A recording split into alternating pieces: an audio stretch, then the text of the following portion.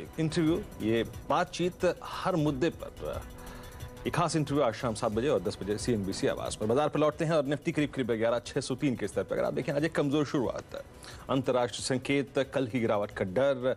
आज हाँ, दरअसल हुआ क्या, आज हम ओपन हुए करीब 11,580 की ट्रैजेक्टरी में। वहां से एक पुल बैक आना लाजमी था, लेकिन याद रखिए ये जो पुल बैक आया, देखिए निफ्टी को आप देखेंगे, आपको एक पुल बैक नजर आएगा, लेकिन इस पुल बैक को आप एक ना इंडेक्स मैनेजमेंट जिसे कहते हैं ना कि एक छलावा भी हो सकता है। मैं ये नहीं कह रहा हूं कि पुल बैक नहीं आ सकता, लेकिन इस पुल बैक को समझिए आया क्यों ये। सिर्फ आप एक रिलायंस को देखिए, क्योंकि रिलायंस इंडेक्स में एक बड़ा वेटेज रखता है, उसके पास इतनी हिम्मत है, इतनी पावर होती है कि वो इंडेक्स को कहीं ले जाए। तो शायद एक इंडेक्स मैनेजमेंट की झलकी आपको सुबह सुबह दिखाई दी थी और रिलायंस के चलते अगर आप देखें तो इंडेक्स ऊपर आया, लेकिन इंडेक्स अब नीचे आ रहा है क्योंकि रिलायंस भी अपने उस स्ट्रॉन्ग मूव को अगर आप देखें सरेंडर कर रहा है। अच्छा, ऑप्शंस के प्लेयर कर क्या रहे हैं उसको समझ लेते हैं, उसके बाद एक आउटलुक लेंगे कि आप हमारे जो व्यूअर्स इसमें जो फ्यूचर्स में ट्रेड करते हैं एग्जैक्टली करें क्या। एक बार आप कॉल लेके आइए, देखिए हम 580 पे गए, वहां से 640 से लौट आए। अब एग्जैक्टली हो क्या रहा है, देखिए बड़ा ग्रिप जो अगर कोई कॉल राइटर ले रहा है ना, आज इंटरडे में 650 पे आप देख रहे हैं कितनी 2,36,000 कॉल बिकी, यानी अब कॉल राइटर 650 पे शिफ्ट हो रहा है और वो कह रहा है कि बॉस मैं 650 को शायद निकलने ना दूं। तो याद रखिए 640 650 दैट्स इनफ। ये एक ऊपरी छोर हो सकता है जहां से हमें लौटना चाहिए था और हम लौटे हैं। नीचे आइए जरा, पुट्स में एग्जैक्टली क्या हो रहा है। पुट्स में देखिए अभी तक सुबह का लो है 580 और कल का लो था 550। आज क्या हो रहा है, आज ये अच्छी चीज हो रही है। देखिए अब जो बड़ा पुट राइटर आ रहा है वो आ रहा है 11,500 के स्तर पे, हालांकि 11,600 पे भी है, लेकिन ये 11,500 का एडिशन थोड़ा सा मेरे को परेशान कर रहा है। तो अभी इस डेटा के आधार पर हम ये नहीं कह सकते कि 11,580 या फिर 11,550 जो कि कल का लो था वो दोबारा वॉलेट होगा या नहीं, उसका कन्विक्शन इस डेटा से नहीं मिल रहा है। निफ्टी बैंक पर आइए, देखिए निफ्टी बैंक आज कमजोर पड़ी है, यकीन मानिए। रिलायंस का एक सहारा मिल रहा है, निफ्टी ऊपर आ रहा है, लेकिन निफ्टी बैंक में वो सहारा बिल्कुल नहीं है। निफ्टी बैंक एक बार चार्ट लेके आइए और उसके बाद मितेश का आउटलुक लेंगे। इसने याद रखिए आज सुबह ही सुबह खुलते ही साथ कल के लोगों को रिस्पेक्ट दी, लेकिन ऊपर से फिर ये भी नीचे आ गया। कॉल्स पे आइए एग्जैक्टली क्या हो रहा है। 30,000 का मनोवैज्ञानिक आंकड़ा ये रीगेन नहीं कर पाया। अगर आप इस वक्त स्ट्राइक्स को देखिए, 3 स्ट्राइक्स आपकी स्क्रीन पर आएंगी। सबसे बड़ी कॉल राइटिंग कहां पर है, याद रखिए 30,100 और 30,000 पे, और 30,000 को रीगेन करना इसलिए मुश्किल है, याद रखिए इंडेक्स ट्रेडर्स जो कि निफ्टी को ट्रेड करते हैं, क्योंकि वहां पे कॉल राइटर्स अब बड़ी मात्रा में आ गया। पुट्स पे क्या कर रहे हैं आइए देखते हैं। बड़ी पुट राइटिंग अगर देखें कहीं है नहीं, हालांकि थोड़ी बहुत है तो 700 पे है और आउटस्टैंडिंग वाई करीब 573, यानी अगर एक बार कल का लो निकला तो पॉसिबल है 29,500 की ट्रेजेक्टरी को छूना, क्योंकि याद रखिए 29,700 के बाद सबसे बड़ा ओआई जो है वो 29,500 पे खड़ा है। मितेश, ये ऑप्शन का डेटा आपने देखा और आई थिंक सुबह जो निफ्टी में एक पुल बैक था उसका एक बड़ा क्रिटिकल पार्ट था रिलायंस।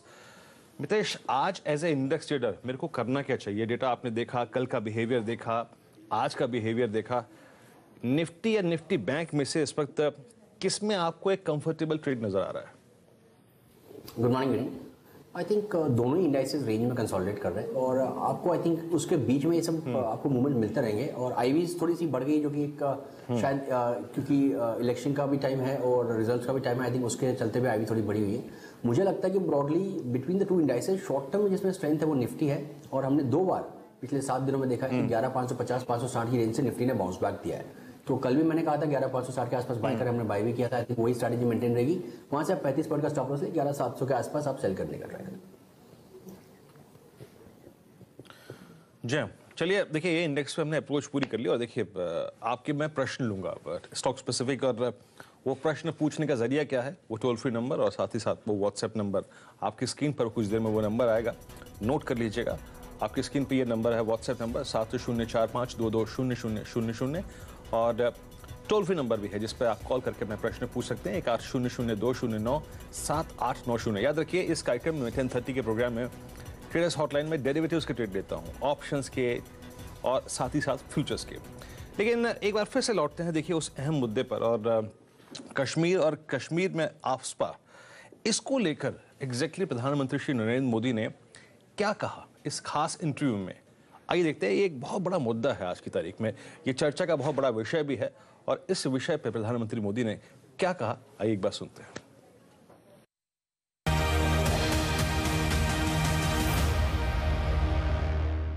तो आप आफ्स्पा को कैसे देखते हैं? क्या कोई एक टाइम बाउंड वे में उसको वो किया जाएगा?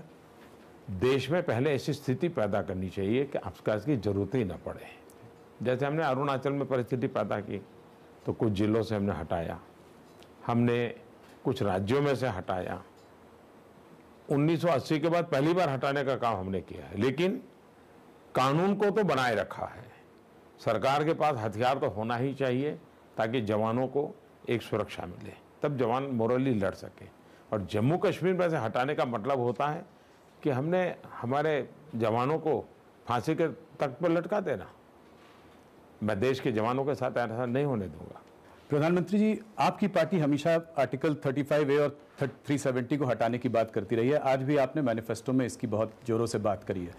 जैसे ही आपका मैनिफेस्टो आया, विपक्ष के दल टूट पड़े ये बोलने के लिए कि अगर ऐसा होगा, कश्मीर के कुछ पार्टियों ने ये तक बोला कि अगर ऐसा होगा तो ब्लड बात हो जाएगा। किसी ने सेसेशन की बात करी, फारूक अब्दुल्ला जी ने कुछ कहा, महबूबा जी भी कुछ कह रही हैं।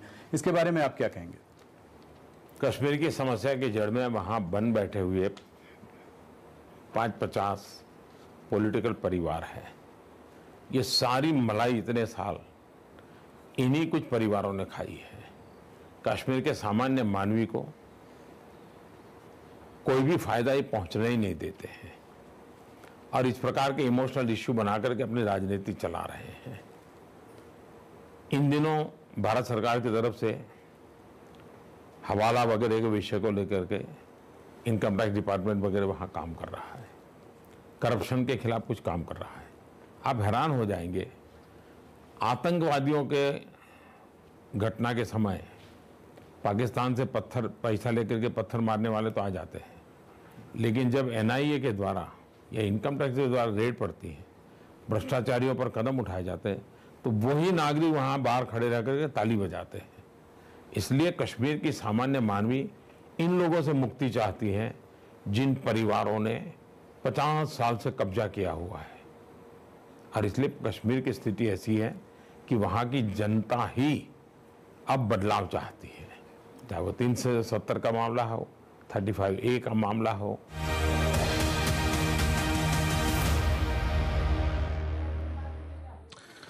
जी हाँ, तो अलार्म लगा लीजिए और देखिए कैसे आफ्स्पा के मुद्दे पे, कश्मीर के मुद्दे पे, जवानों की सुरक्षा के मुद्दे पर प्रधानमंत्री ने बिल्कुल, अगर आप देखें, स्पष्ट अपनी भावनाएं जो है इस इंटरव्यू में खोल के रख दी हैं। तो हर मुद्दा होगा जिस पर आज प्रधानमंत्री अपना जवाब देंगे इस खास इंटरव्यू में राहुल जोशी के साथ।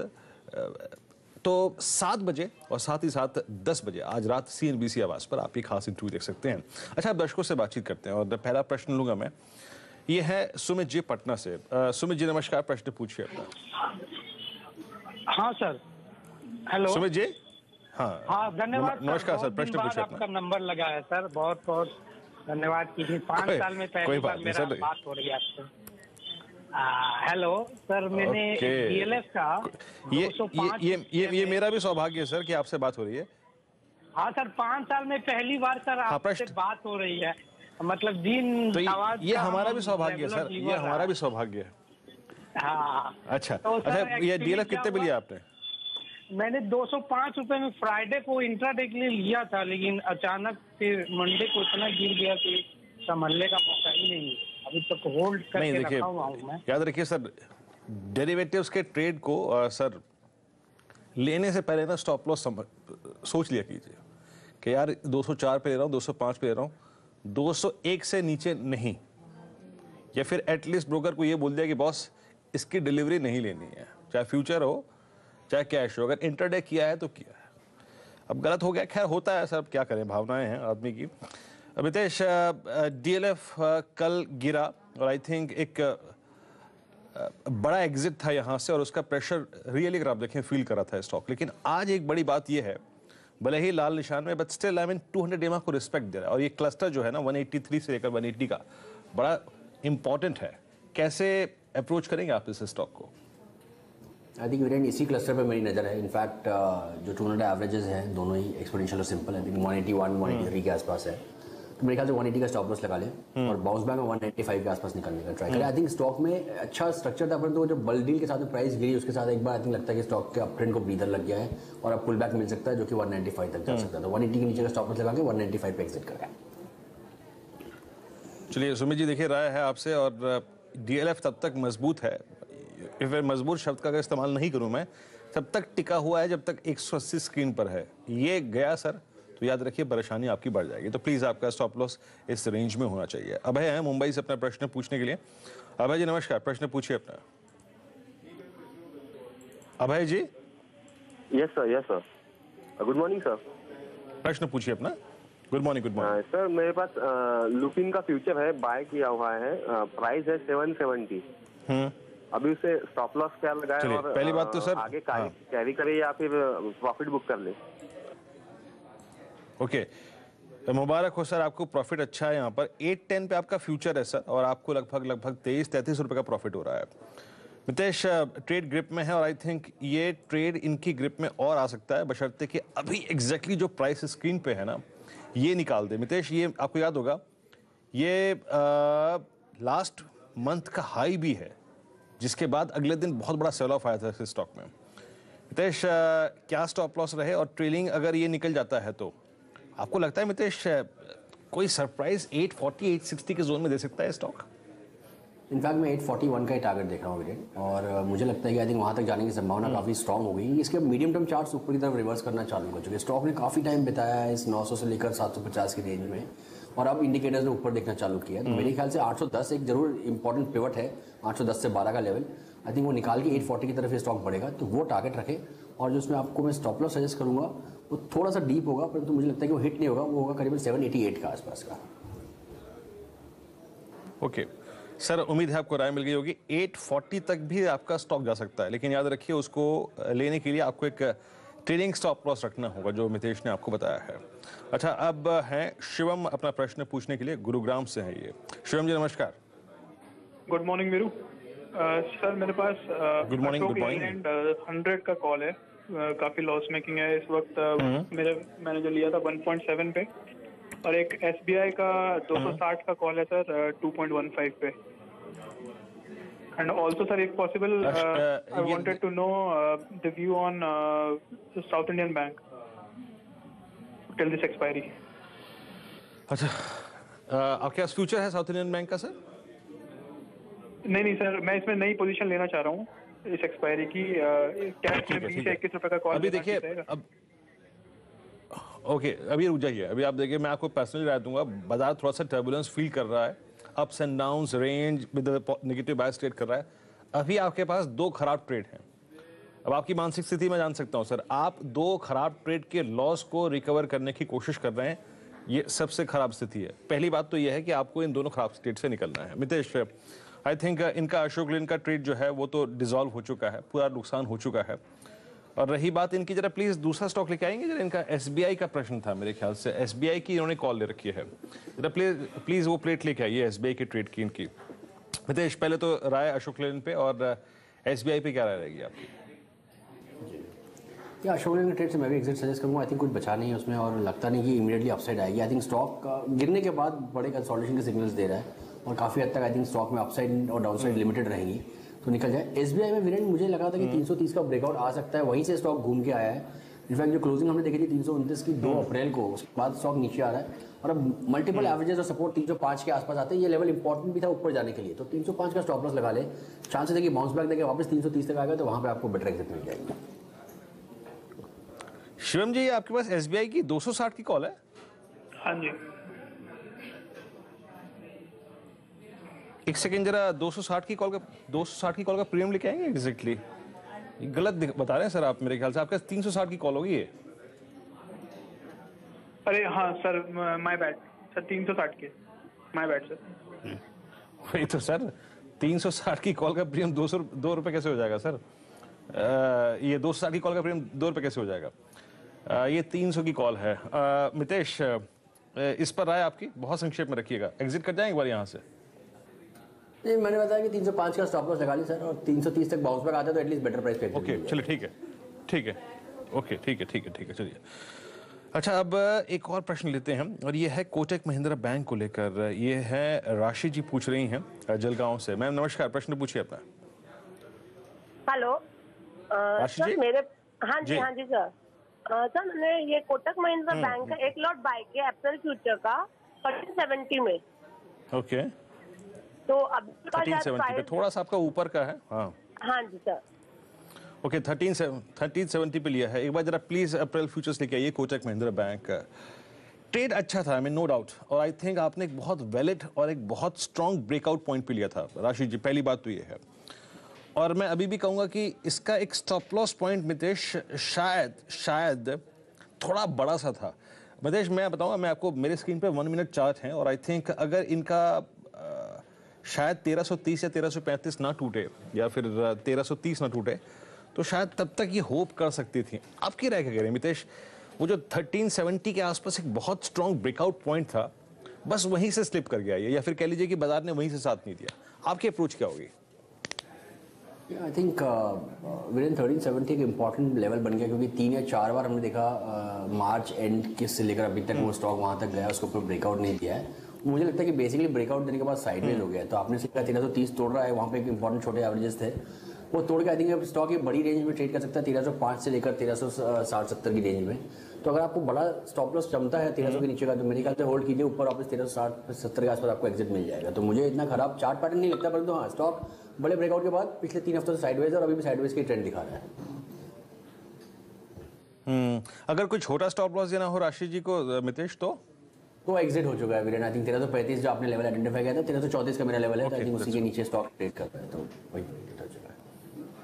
देखिए मैम, अगर आपको डर लग रहा है और अगर आपका रिस्क एपेटाइट इतने बड़े लॉस को लेकर तैयार नहीं है तो प्लीज एग्जिट कर जाइए, अदरवाइज आपका स्टॉप लॉस थोड़ा सा डीप बनेगा। मितेश ने आपको 1290 या 1300 का लेवल दिया है। Best of luck ma'am. और चलिए अब हमारे साथ हैं अपना प्रश्न पूछने के लिए अमदास साहब, औरंगाबाद से हैं ये। सर नमस्कार। अमदास जी सर, चलिए आवाज आ रहा है? जी हाँ, प्रश्न पूछिए अपना, प्रश्न पूछिए। हाँ मेरे को आवाज आ रही है, प्रश्न पूछिए। एलटी का है, लार्सन एंड टुब्रो का 1400 का कॉल है, एसएल सीरीज की 38 रुपीज का मैंने कॉल प्राइस परचेज किया है अभी, उसका और नियर अबाउट 11 रुपीज चल रहा है। ठीक है। एंड अनदर एलएनटी आपने कैपिटल। ओके ठीक है, मैं दोनों रेट से बात कर लेता हूँ। मितेश पहले आते हैं एलएनटी पर, और एलएनटी का ट्रेड इनका आई थिंक ऑलमोस्ट 1/3 रह चुका है। 38 की इनकी बैंक थी, 24 पे ये प्राइस आ चुका है, और आर कैप इनका 10 का था और यहाँ पर ये प्रॉफिट पे है। थोड़ा सा मितेश पहले इनके प्रॉफिट के ट्रेड को लेकर बातचीत कर लेते हैं। आर कैप पे आपकी राय क्या है मितेश? यहाँ पर एक बार जो भी बन रहा है उसको लेके निकलें या फिर अभी होल्ड करें? इन्होंने पुट ऑप्शन लिया हुआ, राइट? Yes exactly yes. मेरे ख्याल से स्टॉप लॉस ट्रेल करें। चांसेस है कि रिलायंस कैपिटल में थोड़ी सी गिरावट और आ सकती है, 171 172 तक ये स्टॉक जा सकता है। और चूंकि स्टॉप लॉस ट्रेलिंग वाला ज्यादा दूर नहीं है, तो मैं इसलिए सजेस्ट करूंगा कि स्टॉप लॉस ट्रेल करें 185 के आसपास का। तो 3.25 रुपये स्टॉक ऊपर जाएगा तो ऑप्शन में तो पूरा नुकसान आपको नहीं होगा, परंतु चांसेस है कि 10 रुपये स्टॉक गिरेगा तो ऑप्शन में अच्छा फायदा मिलेगा आपको। तो वो हिसाब से ये लेवल्स पे ध्यान रखिए, कैश के लेवल्स हैं उन पे आप ध्यान रखिए, अपनी पोजीशन को होल्ड करें। और मितेश ये क्योंकि लार्सन की इनकी कॉल ऑप्शन है, और लार्सन का जो कॉल है वो 38 का था, 24 पे आ चुका है, और मेरे को डर है मितेश कि अगर ये वॉलेट हो गया 1365-66 तो उसके बाद ये इनका ट्रेड तो खराब होगा ही होगा और इन रिकवरी के चांसेस भी नहीं होंगे। तो क्या एलएनटी के ट्रेड में रहना ठीक है इस वक्त? वीरेन थोड़ा सा मैं डीपर स्टॉप लॉस दूंगा। आई थिंक कुछ जो इसके एवरेजेस जो मैं फॉलो कर रहा हूँ वीकली बेसिस पे, वो 1350-55 की रेंज में आ रहे हैं, तो 1350 का स्टॉप लॉस लगा दें। और अगर वो नहीं टूटता है तो 1400-1410 के आसपास आपको एग्जिट मिल जाएगी, वहाँ पे आप एग्जिट ले लें। स्टॉक में ये कैश के लेवल्स हैं, तो आई थिंक जब भी वो बाउंस बैक देके 1410 के आसपास आता है तो वहाँ पे आप प्रॉफिट बुक कर लें या एग्जिट ले लें एटलीस्ट। चलिए तारीख अभी 9 ही है, तो मेरे ख्याल से आपके पास सर टाइम वैल्यू है, और यही एक कारण है कि मितेश आपको बोल रहे हैं कि इस कॉल ऑप्शन ये एलएनटी की कॉल को होल्ड कर लीजिए। लेकिन याद रखिए स्टॉप लॉस थोड़ा करीब करीब आपका नीचे की तरफ आएगा, और वो है 1350 के आसपास। और अब प्रश्न है जितिन जी का, जितिन मल्होत्रा, ये जयपुर से हैं। जितिन जी नमस्कार, प्रश्न पूछिए अपना। हाँ नमस्कार साहब, मैंने एक पिटिलाइट का लॉट लास्ट को 1232 में पीडीलाइट का एक लॉट लास्ट ट्यूजडे को सेल किया था, क्या करना चाहिए? आपने पीडीलाइट सेल किया था? जी, 1232 में। ओके, चलिए, ईश्वर की कृपा रही कि गिरावट आ गई, आपका सेल ट्रेड एटलीस्ट आपके कुछ ग्रिप में आया है। ग्रिप में नहीं, एटलीस्ट आपका लॉस, एमटीएम लॉस कम हुआ है सर। बड़ा रिस्की ट्रेड किया था सर, मैं आपको बताऊं, आपने बड़ा रिस्की ट्रेड किया था, क्योंकि इसका जो ये ब्रेकआउट था ना 1200 रुपए का, वो बहुत बड़ा ब्रेकआउट था, बहुत ही बड़ा ब्रेकआउट था। ये गिरावट बाजार की आपके लिए थोड़ी सी अच्छी खबर लेके आई है मितेश। लेकिन आप ये देखिए मितेश कि इसका जो सेलिंग फोर्स थी ना, इसकी गिरावट की जो टेंडेंसी थी, वो 1260 पे आके और 1250 के आसपास आके थक रही है। इनके पास क्या मौका है इस गलत ट्रेड से बाहर निकलने का, या फिर ये अब एक अच्छी ट्रेड बन गई है? नहीं विनर, अच्छी ट्रेड तो नहीं बनी। क्रूड थोड़ा सा इतना बढ़ता गया है तो रेगुलरली आई थिंक उसके वजह से थोड़ा सा प्रॉफिट बुकिंग और ओवरबॉट लेवल से स्टॉक घट रहा है, परंतु मेरे ख्याल से अच्छी ट्रेड तो नहीं है ये। क्लियरली आई थिंक पहले ही स्टॉप हो जाना चाहिए था, परंतु फिलहाल के लिए मैं एक सजेस्ट करूँ 1275 का आप ट्रेलिंग स्टॉप लॉस लगा लें। अगर वो नहीं टूटता है और ये गिरावट इंट्राडे चार्ट में हल्की सी वीकनेस और प्रॉफिट बुकिंग के सिग्नल्स हैं वो जारी रहते हैं, तो आपको 1240-45 के आसपास एग्जिट मिल जाएगी, वहां पर ले। इतना खराब चार्ट नहीं है पीडीलाइट का। ओके, उम्मीद है राय मिल गई होगी सर आपको, और तरीके से आपका स्टॉप लॉस ट्रिगर होना चाहिए था अब तक, लेकिन अब नीचे आया है तो ठीक है, थोड़ा सा स्कोप दे रहा है आपको ये। अच्छा, एक प्रश्न लेते हैं बस डायरेक्टर साहब। हेमंत शर्मा कोटा से, इनका आईओसी अप्रैल का 160 का कॉल है, एक लॉट लिया है, 4 रुपए 60 पैसे की इनकी बाइंग है। मितेश, क्या करें इस ट्रेड को लेकर? प्लीज इनकी प्लेट लेके आएंगे एग्जैक्टली। अगर आप देखें इनका प्रीमियम इस वक्त है क्या, 4 रुपए 60 पैसे की इन्होंने ली थी और मेरे ख्याल से काफी नीचे आ गया होगा अब, एग्जैक्टली 2.45 पे। मितेश, आज एक रिकवरी दी है इसने, बट आई थिंक ये रिकवरी मात्र एक शॉर्ट कवरिंग है, और क्योंकि आज बाजार नीचे है तो आज शॉर्ट होल्डर्स थोड़ा सा प्रॉफिट ग्रिप में ले रहे होंगे अपने। आपकी राय क्या है, इस ट्रेड से निकलें या फिर होल्ड करें अभी? एक ही चीज़ है कि 200 एक्सपोनेंशियल एवरेज, 200 सिंपल एवरेज के एरिया के पास से स्टॉक घूमा है। 150-151 के आसपास दोनों एवरेजेस हैं, तो आज के लो का स्टॉप लॉस लगा ले 148.80 का, वो नहीं टूटता है तो बाउंस बैक में स्टॉक 158-60 के आसपास कैश में आता है तो एटलीस्ट बेटर एग्जिट मिल जाएगी आपको, नियरली कॉस्ट के नजदीक एग्जिट मिल जाएगी, ले ले। फिलहाल के लिए आई थिंक क्रूड के चार्ट भी अच्छे पॉजिटिवली बायस है, तो मेरे ख्याल से इसमें इस महीने बड़ी तेजी तो नहीं होने वाली है आईओसी में। चलिए मितेश, बहुत बहुत शुक्रिया आप इस कार्यक्रम में शामिल हुए। सभी स्टॉक्स और इंडस्ट्रीज पे आपने राय रखी, आपने बहुत बहुत शुक्रिया। निफ्टी एक बार फिर से अगर आप देखें 11,600 के नीचे, 9 अंक नीचे, करीब 11,595 पे। अभी आपके बाकी जो बचे हुए सवाल हैं, छोटे से ब्रेक के बाद प्रियंका के साथ सौदा आपका में। नमस्कार।